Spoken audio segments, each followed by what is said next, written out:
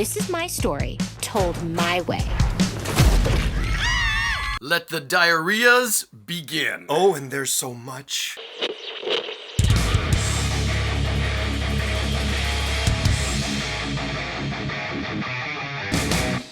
Velma on HBO. Welcome to Two Gaming Dudes. Click subscribe and strap in because there is a lot to unpack here. A lot to unpack, and we're going to get over all of it. I first want to say it's a garbage show. It is absolute garbage. Okay, it's garbage. It is, I want to say, one of the worst things I've ever seen on TV. Not the worst thing. There's a couple other things that have taken that spot, but it's fighting to get up there. It's garbage for many reasons. We're going to touch on all of them, and they may not be the obvious one that you're expecting. But we're going to touch on, obviously... Which would be racist reasons? We're going to touch on all that. All right. We will. We'll get to the colorblind casting and the swapping, all that. Okay. Okay. I promise, we will. First and foremost, it has nothing to do with Scooby-Doo. No, not at all. At all. In fact, there is no Scooby-Doo. Right. I can imagine a conversation in the writer's room saying, all right, so the kids that used to watch this in the 80s are adults now, so we need to make this a little more adult-themed. So first thing, cut the talking Great Dane. And somebody saying, Scooby, he's the titular character in the show. Don't care. Yeah, absolutely. Okay, fuck it. I have a feeling "okay, fuck it" was like said a lot throughout the whole creation of this, but okay. Okay. In all the press build-up, Mindy Kaling herself said we wanted to do something new. Then do something new. Yeah. Then don't do Scooby-Doo. Do something new about a group of kids that solve mystery. That's not good enough. Okay. It's just not funny. No. It's not funny. The tone is completely different from any Scooby-Doo anything I've ever seen. Right. It is very, very different. Mr. Hooper was the creeper because he wanted to keep the apple orchard all for himself. And now it's about the brutal murder and mutilation of two 16-year-old girls. She has no brain! Okay. Who? You want to make it adult thing? Okay. This is going to get into the recasting. All right, so before you get into the recasting then, let me just say, I don't know who this show is for. Right.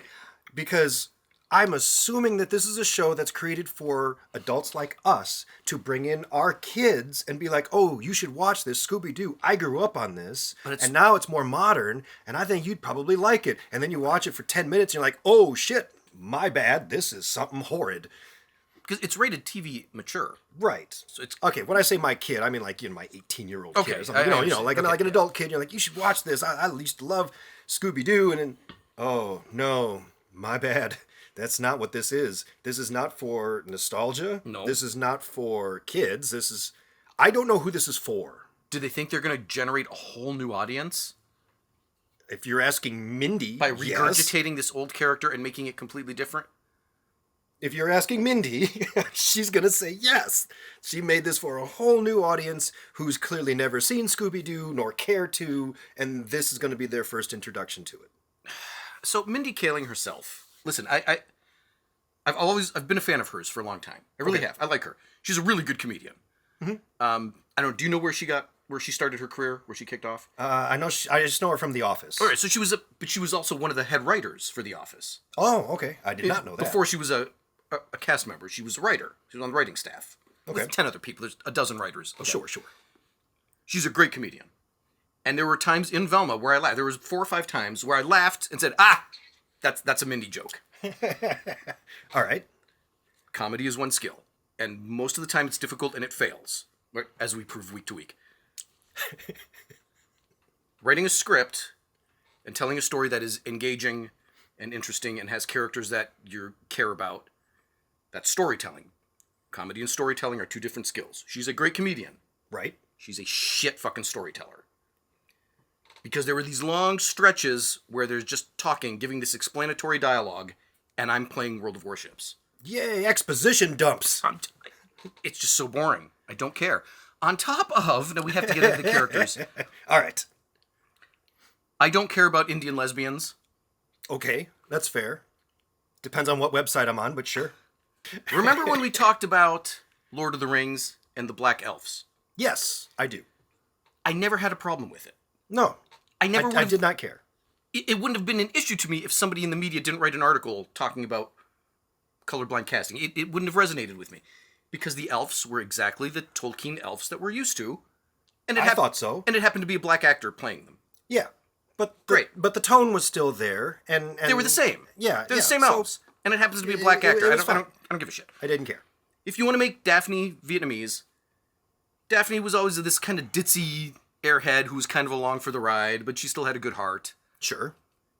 If in this case you just happen to have a Vietnamese actress playing her, and she was the same, I wouldn't give a shit. Whatever. You've made her a spiteful, hateful, fucking ugly, horrible fucking person. She's completely different. That is not the right character. Fred was this heart of gold, straight arrow Boy Scout.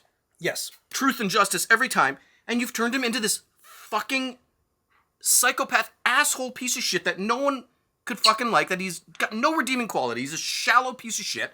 He's a completely different person. Yes.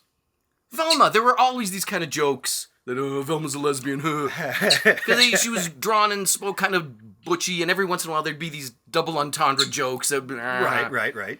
And in the live action with Linda Cardarelli, they actually played off that, and it was funny, like, oh yeah, Velma's a lesbian jokes. But she was always this bookworm, straight arrow, heart of gold, solve the mystery for justice, part of the team. Yeah. And she's this fucking asshole piece of shit who's fucking hateful and has no redeeming qualities. Everybody's fucking different. If it happened to be Mindy is playing Velma and she's Indian, so she wants the character to look like her, I'd say, okay, fine, whatever. Right. You've changed the character. Their personality is different. And that's not just their appearance. And that's where it breaks. And that's where you start to think, okay, so the creators of this saw Scooby-Doo and said, I hate this show. I don't want anything to do with this show. But I want to earn a paycheck, so I'll just completely rewrite every character and make them different. For no other reason than I just want to make them different. And I don't understand that. If you're going to be writing something that's in an existing IP, and I get it, you want to tell a very different story, it's still the same characters. And a great example of this is the Harley Quinn show. That really hurt you! Holy shit. Have you ever seen that? The animated Harley Quinn? On WB. No. Well, I don't know what it's on. It's on HBO. Oh, whatever. Okay, yeah, okay. All right, so it's on HBO, same platform as the Velma thing. And very similar where you have, the DC lineup, and Harley Quinn obviously is starring in it. And it's like bloody and gory, and it's full of comedy, and you've got all these characters who are like blown out of proportion characters, right? They're playing caricatures of what the character is. Yes, but it's still the same character. Yeah. Like, Two-Face is still Two-Face. He's an exaggerated version of himself, but it's still him. Yeah. And the same with Batman and like all the characters. It's still them. You still recognize them. They're just exaggerated versions. In Velma, that is not the case. They're completely different. They are completely different. Completely different people. Yeah, and that's going to turn people off way more than Shaggy's black. Yeah. If you made him just this goofy stoner who's always afraid and always has the munchies and doesn't want to do anything, and he happened to be black, fine. Say, all right, fine. But he's the same Shaggy. He's the same schlubby kind of... Yeah. He's not. He's just this dork who does Mindy's homework for her. You're like, how does this fit? How have you done this? It's just that everybody is different. These aren't the right characters. You've changed their personality. And I don't know why they did that. And it's clear, look, we're going to get hate mail for this. The woke stuff, I sincerely don't give a shit. If you've watched any of our stuff, you know we're the biggest queer advocates and allies maybe on earth. I'll blow a guy live on camera. I don't give a shit about any of that. I sincerely don't. We are all about BLM and absolutely all of that. All of that. But my tolerance for pretentious Hollywood bullshit is zero. This was nothing but virtue signaling. A way for HBO to say, look how progressive we are.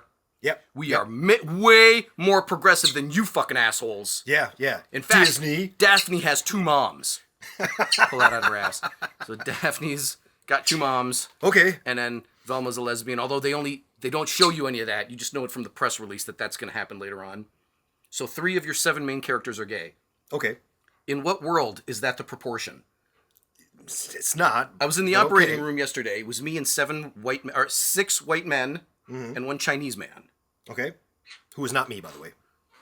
And the Chinese guy was Chinese like you're Korean. He's from Chicago. Right. He's as Chinese as my grandma's lasagna. By right, 3 of us should have been gay or women. In the real world, a few people are gay. And that's perfectly fine. Right. When you make every character gay, it now becomes Queer as Folk or the L Word or a gay show. It's... This isn't supposed to be that. No, it is not.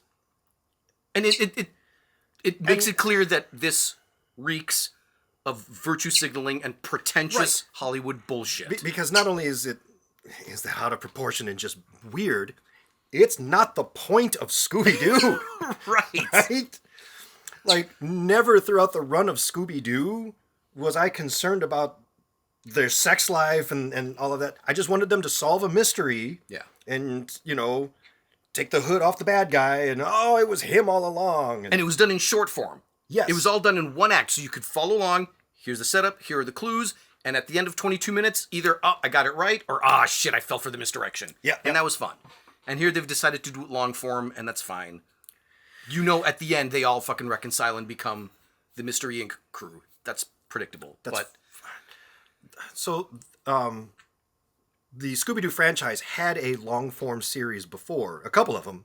They had one with Vincent Price a long time ago. 13 Ghosts of Scooby-Doo. That was a fantastic series. And then more recently, they had, I think it was called Mystery Inc. or something like that. Yeah. Which was another long form. And that was actually really good. I really liked that. This is awful. So I don't know what your plan was for these. I'm not going to watch anymore. No. So if you're okay. No, so we're not going to watch anymore. Okay. I'm lying. We're going to watch one more. You are. I'm not going to. I can't. I'm not going to watch. I don't have a spare 30 minutes to throw away like that. I want you to remember that. I'm not doing it. Okay. That's my biggest problem is that it's just this unrecognizable thing. Why did you have to do this to Scooby-Doo? Of all the property, why did you have to fuck with this? It could have been...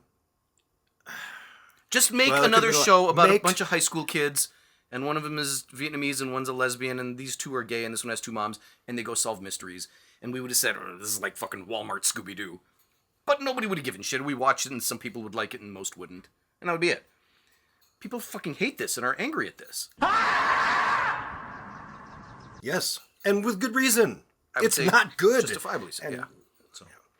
Well, all right. I guess that's all we've got for Velma for now. It's clear we hate this. We hate it a lot. But leave some comments down below and let us know why you hate it, because I know you do. You can't possibly like this. I've seen the Rotten Tomatoes score, 5%. Okay, so you all hate this, but I'd love to know why. So put that down in the comments below, and don't forget to like, share, subscribe. I still like Mindy Kaling. She's still a very good comedian.